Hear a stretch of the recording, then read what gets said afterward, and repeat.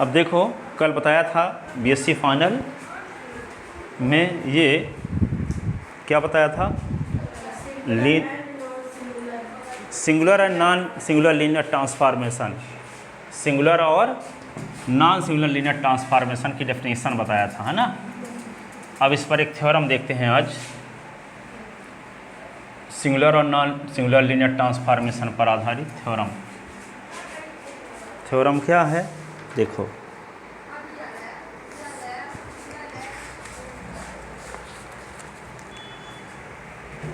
Theorem का statement लिखते हैं। थ्योरम स्टेटमेंट,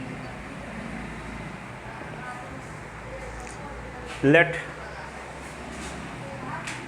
टी जो है यूएफ से वीएफ में एक लीनियर ट्रांसफॉर्मेशन, यूएफ से वीएफ में क्या है, be a linear transformation, be a linear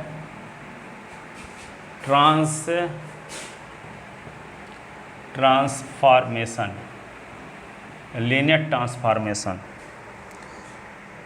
ठीक है। Then T is non singular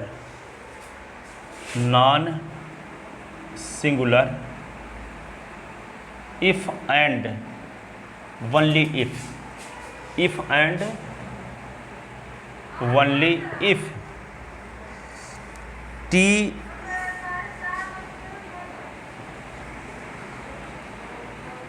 carries each linear independent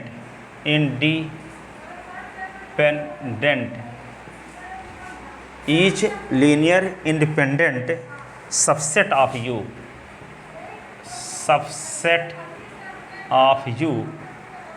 onto a linear independent subset of V, onto a linear independent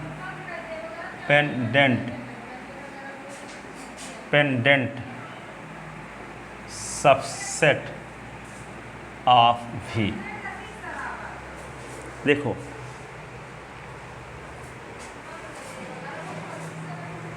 देखो इसकी sense समझाते हैं पूरा, फिर लिखा आप समझ जाओगे अपने आप। यूएफ और वीएफ के बीच में टी लीनियर ट्रांसफॉर्मेशन है, ठीक है। यूएफ से वीएफ में टी लीनियर ट्रांसफॉर्मेशन है। अब यू का कोई एक सबसेट ले लें यस, जिसके एलिमेंट हैं अल्फ़ा, अल्फ़ा 1, अल्फ़ा 2, कुछ ऐसे, और ये लीनियर इंडिपेंडेंट हैं। तो लीनियर इंडिपेंडेंट कब कहलाते हैं, जब इसमें जितने एलिमेंट हैं उतने स्केलर ले लें, अदिश फील्ड के एलिमेंट ले लें उतने, A1 अल्फ़ा 1, A2 अल्फ़ा 2 और A3 alpha 3 is equal to 0 करें तो A1 का मान 0 आए, A2 का मान 0 आए, A3 का मान 0 आए, सब स्केलर का मान 0 आ गया, तब कहेंगे कि इसके वेक्टर लीनियर इंडिपेंडेंट हैं, ठीक है। और यदि जितने स्केलर यूज किए हैं उनमें से कम एक का मान भी 0 के बराबर नहीं है, तब कहेंगे यस के वेक्टर लीनियर डिपेंडेंट हैं, रैखिकता परतंत्र हैं, स्वतंत्र नहीं हैं, ठीक है ना। तो ये कहता है कि यदि टी यूएफ से वीएफ में नॉन सिंगुलर लीनियर ट्रांसफॉर्मेशन है, तो ऐसी कंडीशन में यू के ईच लीनियर इंडिपेंडेंट सबसेट का जो इमेज है वह भी में लीनियर इंडिपेंडेंट सबसेट ही होगा। अर्थात एस के एलिमेंट में यदि हम टी लगा दें तब क्या आ जाएगा, इन एलिमेंट में अल्फ़ा 1 में क्या लगा दिए, टी लगा दिए, अल्फ़ा 2 में क्या लगा दिए, टी लगा दिए, अल्फ़ा 3 में क्या लगा दिए, टी। तो इनका जो एक सेट बना उसको हम यस डैश कह लिए, तो यस डैश भी का लीनियर इंडिपेंडेंट सबसेट होगा यदि T non singular linear transformation है। तो कहना ये चाहते हैं कि यदि यूएफ से वीएफ के बीच में टी नॉन सिंगुलर है तो यू का हर एक लीनियर इंडिपेंडेंट सबसेट का जो इमेज है वह लीनियर इंडिपेंडेंट सबसेट ही होगा V में। ठीक है, इसका जो इमेज होगा अल्फ़ा 1 अल्फ़ा 2 अल्फ़ा का जो इमेज होगा उसका जो सेट बनाएंगे तो वह भी लीनियर इंडिपेंडेंट सबसेट होगा और वे V का सबसेट होगा। ठीक है, यदि टी यू से V में क्या है, टी यू से V में क्या है, नॉन सिंगुलर है, ऐसी कंडीशन में U के जितने सबसेट ऐसे हैं जो लीनियर इंडिपेंडेंट हैं, ऐसे सबसेट जो लीनियर इंडिपेंडेंट हैं, तो उनका जो इमेज है, उनका इमेज से जो सेट बनेगा वह V का लीनियर इंडिपेंडेंट सबसेट कहलाएगा। ठीक है, यस में जितने एलिमेंट हों उसमें T लगा दो, तो T लगाने से जो अवयव प्राप्त हुए उसका एक समुच्चय बना लो और वह V का लीनियर इंडिपेंडेंट सबसेट होगा। यदि यस U का है तो यस डैश क्या होगा, V का लीनियर इंडिपेंडेंट सबसेट होगा।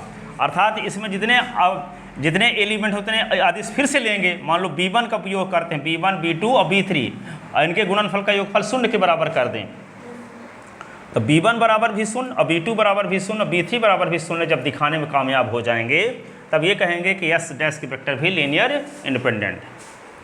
ठीक है, तो यदि T क्या है, U से V में नॉन सिंगुलर है, तो U का हर एक लीनियर इंडिपेंडेंट सबसेट का जो इमेज है वह V में लीनियर इंडिपेंडेंट सबसेट ही होगा। ठीक है, वही लिखा गया है यहाँ पे, T U से V में एक लीनियर ट्रांसफॉर्मेशन है, then T is non singular if and only if T carries each linear independent subset of U onto a linear independent subset of V। ठीक है ना, T इमेज जो प्राप्त होगा यस के एलिमेंट का, T image का जो कलेक्शन होगा जिसको हम यस डैश कहते हैं, तो यदि यस लीनियर इंडिपेंडेंट है तो यस डैश भी क्या होगा, लीनियर इंडिपेंडेंट होगा, यदि T U से V में नॉन सिंगुलर है तब। ठीक है, तो एक बार हम T को नॉन सिंगुलर मान कर चलेंगे तो सिद्ध करेंगे कि U का हर एक सबसेट जो लीनियर इंडिपेंडेंट है उसका T इमेज V का लीनियर इंडिपेंडेंट सबसेट होता है। फिर दूसरी कंडीशन में क्या मान कर चलेंगे, सफिशिएंट कंडीशन में कि लीनियर U के ईच लीनियर इंडिपेंडेंट सबसेट का इमेज जो है V में लीनियर इंडिपेंडेंट सबसेट यदि है तो सिद्ध करेंगे T क्या है, नॉन सिंगुलर। एक बार नॉन सिंगुलर मान कर चलेंगे तो ये सिद्ध करेंगे, इसको मान कर चलेंगे तो T को नॉन सिंगुलर सिद्ध करेंगे। देखो आगे लिखते हैं, सेंस यही है, इसको आप लिखते हैं थोड़ा सा। प्रूफ में क्या लिखेंगे, नेसेसरी कंडीशन,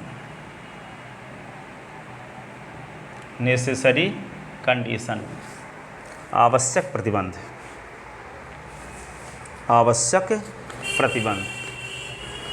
तो आवश्यक प्रतिबंध में क्या लिखेंगे, लेट T UF से VF में be non singular linear transformation non singular linear transformation. ठीक है, and let S is equal to क्या है, alpha 1 alpha 2 dash dash alpha n be a linearly independent subset of U, be a linearly independent subset of U, then we have to show that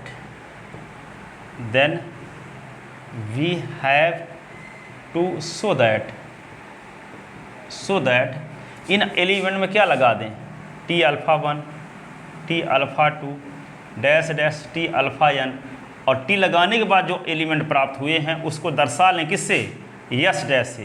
तो इसको सिद्ध करें कि ये yes dash क्या है, लीनियर इंडिपेंडेंट है और V का सबसेट है। क्या है, लीनियर इंडिपेंडेंट है और V का सबसेट है। Is linearly dependent subset of V, is linearly independent subset of भी, ये प्रूव करना है। U का हम लीनियर इंडिपेंडेंट सबसेट मानकर चलते हैं तो ये सिद्ध करने को उन एलिमेंट में T लगाने से जो एक अवयव प्राप्त होते हैं, जिसको हम उन अवयवों का जो कलेक्शन प्राप्त होता है, उन कलेक्शन को हम S डैश से डिनोट कर लें तो S डैश क्या होगा, V में लीनियरली इंडिपेंडेंट सबसेट होगा V का। ऐसी कंडीशन में ये प्रूव करना है, जबकि T को हम माने हैं नॉन सिंगुलर। T को क्या माने हैं, नॉन सिंगुलर। तो हमको क्या प्रूव करना है कि इसके जो वेक्टर हैं वो लीनियर इंडिपेंडेंट हैं। तो किसी सेट के वेक्टर लीनियर इंडिपेंडेंट कब होते हैं, जब उस सेट में जितने एलिमेंट हैं उतने अदिश ले लें और अदिश और सदिश का गुणनफल का योगफल शून्य के बराबर करें, तो सब अदिश की वैल्यू शून्य आ जाए, सब अदिश की वैल्यू क्या आ जाए, शून्य। तब उस सेट के वेक्टर क्या कहलाते हैं, लीनियर इंडिपेंडेंट कहलाते हैं। यदि उनमें से एक भी अदिश ऐसा है जो शून्य के बराबर नहीं है, इसका मतलब उस सेट के वेक्टर क्या है, लीनियर डिपेंडेंट है।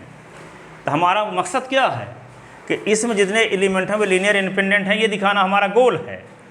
तो कितने एलिमेंट हैं इसमें, n एलिमेंट हैं, तो हम कितने स्केलर लेंगे, n स्केलर लेंगे और इनके गुणनफल का योगफल शून्य के बराबर करेंगे और फिर दिखाने की कोशिश करेंगे कि जिन स्केलर का हम उपयोग किए हैं उन सभी स्केलर की वैल्यू किसके बराबर है, शून्य के बराबर। नहीं समझ में आई बात।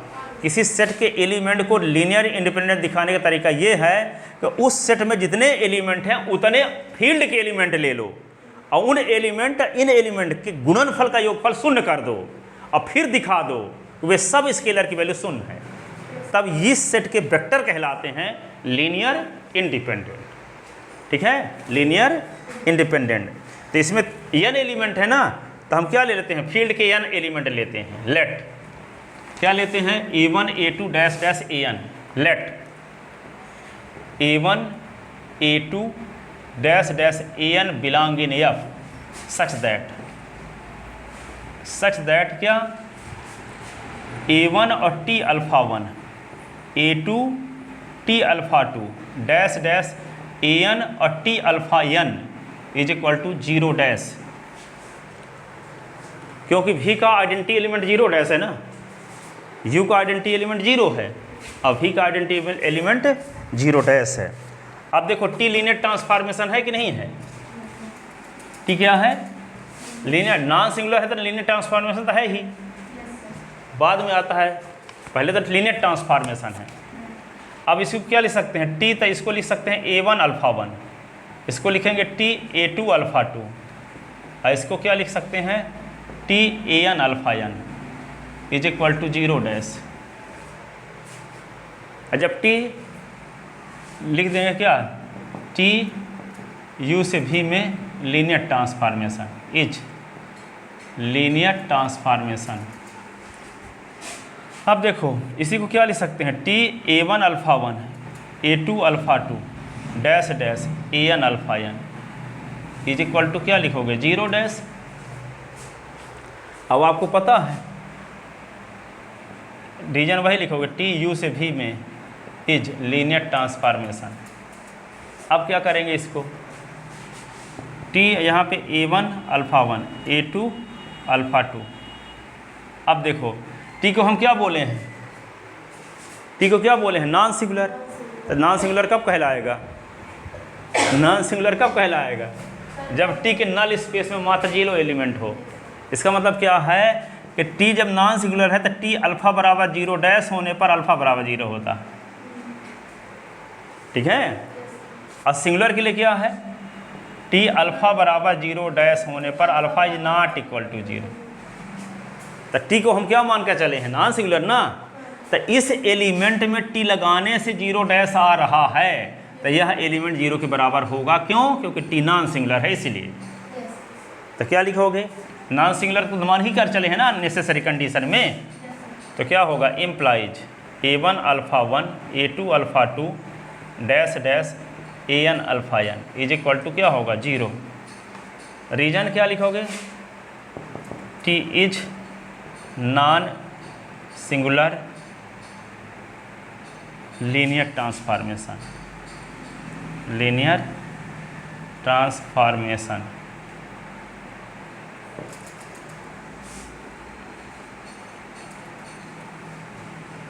and we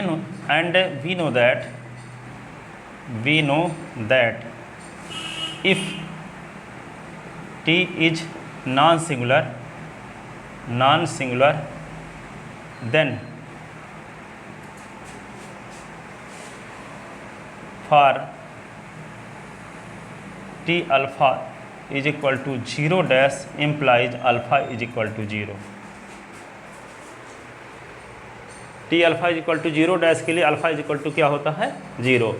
तो अल्फा के स्थान पे इतना पूरा यूज हुआ है ना, इतने पूरे में टी लगा है तो 0 डैश आ रहा है तो ये 0 के बराबर हो जाएगा। ठीक है, अब 0 के बराबर जब आ गए तो सुनो, ये तो आप जानते हो पहले से कि alpha 1 alpha 2 alpha n U के लीनियर इंडिपेंडेंट सबसेट के एलिमेंट हैं। अल्फ़ा 1 अल्फ़ा 2 अल्फ़ा एन किसके एलिमेंट हैं? यस का, यस के एलिमेंट है। यस क्या है? यू का लीनियर इंडिपेंडेंट सबसेट है। ठीक है, तो जब alpha 1 alpha 2 alpha n linear independent हैं तो निश्चित रूप से उनके पहले जिन स्केलर का उपयोग किया गया है वे सब स्केलर की वैल्यू क्या होगी? 0 के बराबर, क्योंकि यस को तो पहले से हम मानकर चले हैं ना, alpha 1 alpha 2 dash dash alpha N को लीनियर इंडिपेंडेंट मानकर चले हैं। तो इनके पहले जितने स्केलर का गुणा करके गुणनफल का योगफल 0 करेंगे तो उन सभी स्केलर की वैल्यू 0 हर हाल में होगी। तो यहाँ पे वही स्थिति आ तो रही है, अल्फ़ा 1 अल्फ़ा 2 अल्फ़ा एन के पहले क्षेत्र के एलिमेंट का गुणा है ना यहाँ, और गुणनफल का योगफल 0 के बराबर है। इस बात को पहले से पता है कि यस के वेक्टर लीनियर इंडिपेंडेंट हैं, तो जितने स्केलर का यूज किए हैं वे सब क्या होंगे? 0 के बराबर। किसके बराबर होंगे? 0 के बराबर। तो a1 बराबर 0, a2 बराबर 0 डैश डैश an बराबर 0, क्योंकि vector of yes is linear independent because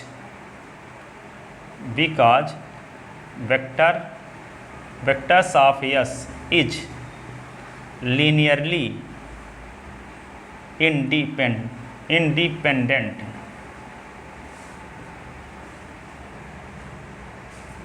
our hypothesis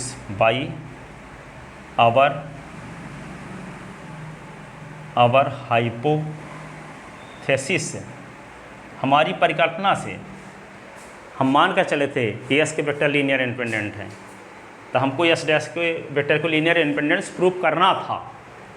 ठीक है, तो यहाँ पे a1 बराबर 0, a2 बराबर 0, an बराबर 0 आ गया। अब देखो हम यस डैश के वेक्टर के पहले तो a1 a2 a3 an का यूज किए थे। देखो ये वेक्टर किसके हैं? यस डैश के ना हैं। तो यस डैश के वेक्टर के पहले भी तो a1 a2 an का यूज किए थे, और गुणनफल का योगफल 0 डैश के बराबर लेकर चले थे। तो a1 a2 an सब की वैल्यू 0 के बराबर हम सिद्ध करने में कामयाब हो गए। इसका मतलब क्या हुआ? T alpha 1 T alpha 2 T alpha n linear independent है। पर हैं ये किसके एलिमेंट? यस डैश के। इसका मतलब यस डैश के वेक्टर क्या हुए? लीनियर इंडिपेंडेंट है। ठीक है, तो implies vectors of yes dash is linearly independent, hence condition is sufficient, hence condition is necessary, hence condition is necessary। तो टी को नॉन सिंगुलर मानकर हम चले तो सिद्ध करने में कामयाब हो गए। तो यू का कोई एक ऐसा सबसेट लिए जो लीनियर इंडिपेंडेंट था, और उन एलिमेंट में टी लगाने से एक सेट प्राप्त किए यस डैश, तो उसको भी दिखा दिए कि यस डैश भी लीनियर इंडिपेंडेंट सबसेट है भी का।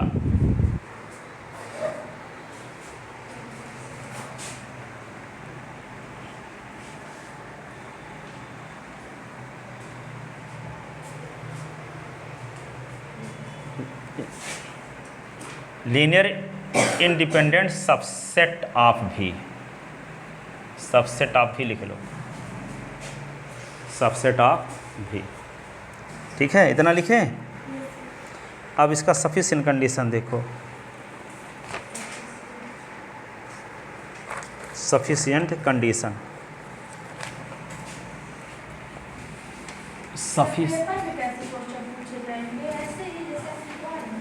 हाँ थ्योरम पूछे जाते हैं। सफिशिएंट कंडीशन, देखो 2 लाइन का है, अभी बढ़ा नहीं है ये। सफिशिएंट कंडीशन, सफिशिएंट कंडीशन लिखते हैं। तो लेट टी जो है यूएफ से वीएफ, यूएफ से V F is a linear transformation, is a linear transformation, linear transformation है, ठीक है। Which maps, which maps, which maps every linear independent, every linear independent, linear independent, every linear independent subset of U, subset of U to a linearly independent subset of V, linearly independent subset of V. ये कहता है कि U के, देखो यहाँ पे दिए हुए सफिशिएंट कंडीशन में U और V इसका सेट है yes alpha 1 alpha 2 dash dash alpha n, और इसमें क्या है यस डैश है, ये है T alpha 1 T alpha 2 dash dash T alpha n, ये है। तो यदि आपको ये कहता है कि T U से V में लीनियर ट्रांसफॉर्मेशन है, यस क्या है लीनियर इंडिपेंडेंट सबसेट है U का, यस क्या है U का लीनियर इंडिपेंडेंट सबसेट है, और इन एलिमेंट में T लगा दिए तो ये आ गया T alpha 1 T alpha 2 T alpha n, इसको यस डैश का, ये लीनियर इंडिपेंडेंट सबसेट है V का, ठीक है। यस U का यस क्या है लीनियर इंडिपेंडेंट सबसेट है, और यस के एलिमेंट में T लगा दिए तो जो यस डैश प्राप्त हुआ वे भी V का लीनियर इंडिपेंडेंट सबसेट है, ये मानकर हम चल रहे हैं, ठीक है। तो आपको सिद्ध करना है कि जो T लीनियर ट्रांसफॉर्मेशन U से V में था वो नॉन सिंगुलर है, वे क्या है नॉन सिंगुलर है, और उसके नेसेसरी कंडीशन में हम नॉन सिंगुलर मान कर चले थे, ठीक है ना। तो then we have to show that, then we have to show that T is non-singular, non-singular, T is non-singular, T is non-singular आपको प्रूव करना है। तो let alpha belong in U और alpha is not equal to 0, then S is equal to alpha is a linear independent subset of U, is a linearly independent subset of U। Alpha एक non element लेते हैं U का और उसका एक set बना दिया यस। तो ये एक थ्योरम पीछे पढ़ाई गई है कि एक नॉन जीरो एलिमेंट का सिंगल्टन सेट हमेशा लीनियर इंडिपेंडेंट सबसेट होता है। सुनो, ये अल्फ़ा यू का एलिमेंट ऐसा है जो जीरो के बराबर नहीं है, ठीक है। तो ये नॉन जीरो एलिमेंट हुआ, तो ये नॉन जीरो एलिमेंट का सिंगल्टन सेट हुआ। सिंगल्टन सेट उसे कहते हैं जिसमें एक अवयव हो, ठीक है। तो नॉन जीरो एलिमेंट का सिंगल्टन सेट हमेशा लीनियरली इंडिपेंडेंट सबसेट होता है यू का, ठीक है। तो यहाँ पे क्या हो गया, तो ये लीनियर इंडिपेंडेंट सबसेट हो गया यू का, ठीक है। अब यहाँ पे बाई हाइपोथेसिस, बाई हमारी परिकल्पना क्या है, हाइपोथेसिस, हाइपोथेसिस, थेसिस क्या होगा, यस डैश। तो यस डैश कैसे मिलता है, यस के एलिमेंट में टी लगाने से, तो यस में 10 एलिमेंट हम लिए हैं, तो इसमें टी लगाएंगे तो क्या आएगा, टी अल्फ़ा, ये ना आ गया। तो हम यस के एलिमेंट में टी लगाने से जो प्राप्त किए हैं वह लीनियर इंडिपेंडेंट सबसेट है, ये मान कर चले ना हैं। तो टी को नॉन सिंगुलर प्रूफ करने वाले हैं, ठीक है। तो हाइपोथेसिस से क्या होगा, यस डैश बराबर टी अल्फा क्या होगा, is also linearly independent subset of V। ठीक है, जब एकल समुच्चय लीनियर इंडिपेंडेंट सबसेट है तो उस समुच्चय का जो अवयव होगा नॉन जीरो होगा। ठीक है, एक एलिमेंट का कोई सिंगलटन सेट लीनियर इंडिपेंडेंट है, इस बात का आपको पता है, तो वह एलिमेंट जीरो के बराबर नहीं होगा, उल्टा है उसका। यदि एक एलिमेंट का सिंगलटन सेट क्या होता है, लीनियर इंडिपेंडेंट सबसेट होता है। यदि एक एलिमेंट का कोई सेट सिंगलटन सेट उसको बोलेंगे, यदि लीनियरली इंडिपेंडेंट है तो निश्चित रूप